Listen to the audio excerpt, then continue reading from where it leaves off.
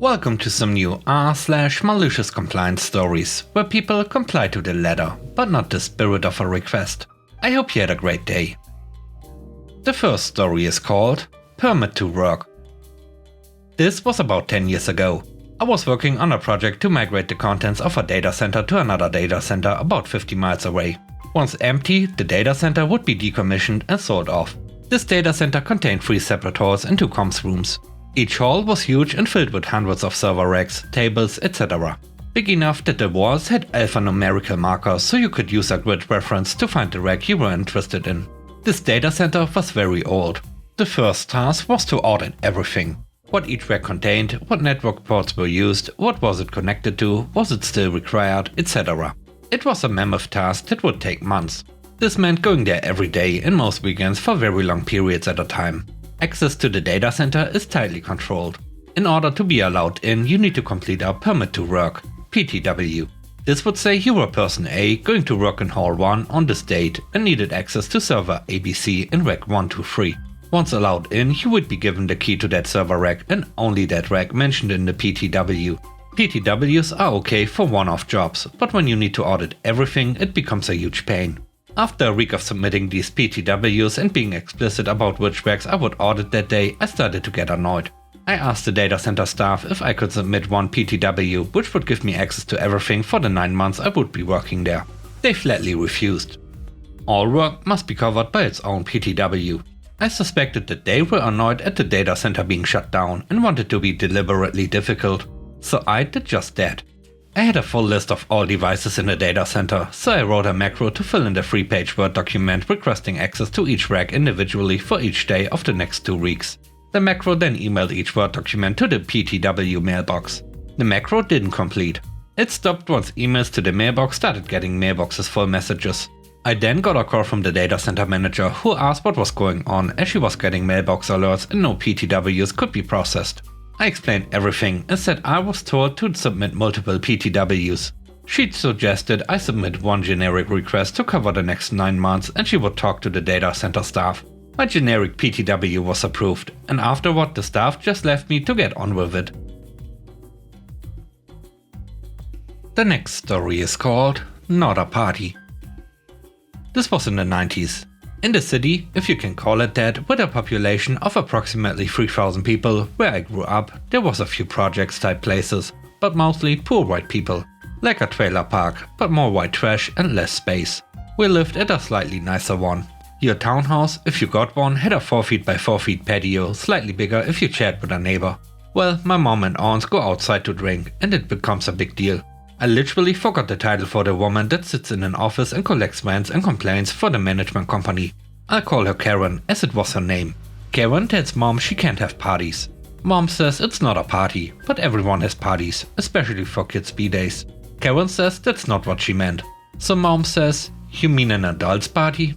What do you classify as an adult party?" We had just moved from the country and parties were lots of gas, music, booze and late nights. At least 3 people joining the breakfast table the next morning. Karen says it's a party if it has booze. Mom says no, beer doesn't make a party, or her after dinner beer was a sad party. Karen says booze and friends with music make a party. Mom says, well, I was drinking with family and no music, so not a party.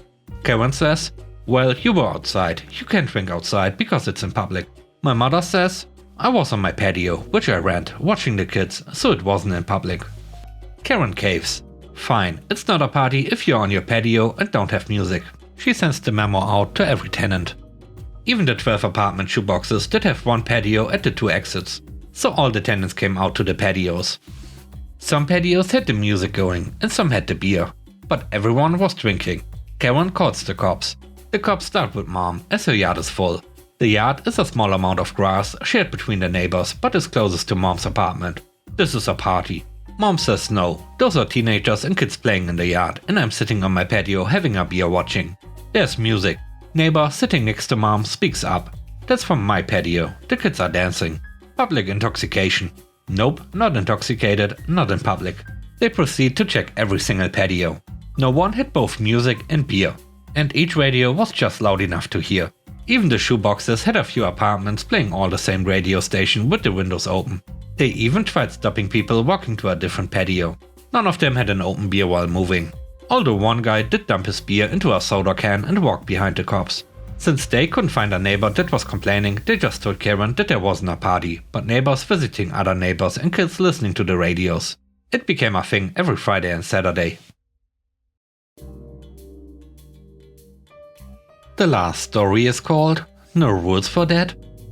This happened on last 26th of January, and today the malicious compliance was done not by me but the committee of the society where I live. This drama conveniently happened in front of my window. In my city, the residential complexes are managed by housing societies, much like the HOA system in the USA, just not as horrible. Each society has its own committee to manage day-to-day affairs. Also, as my society has much more parking spaces than it has cars, it has no designated parking spots allotted to the residents. Anyone can park their vehicle wherever they want, but it must be a marked parking spot. People mostly park their cars in the same parking spot just because of convenience and habit. Everyone mostly respects each other's spot, and I have never seen any confrontations happening because of the parking. So, those of you who don't know, 26th January is the Republic Day of India, and all over the country the day is celebrated by a flag hosting ceremony in the morning. The flagpole of our society where the flag hosting ceremony will be held is just in front of the main gate of society. There are 2 parking spaces just under the flagpole. All other spots are further away from the main gate, and you have to walk some distance to reach there from the main gate.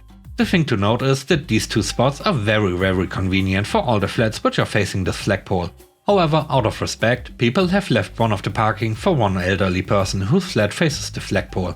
The other spot is taken up by this annoying person who never moves his car from this place, as someone will steal his spot. If this person wants to get into his car, he just has to walk a dozen feet from his front door.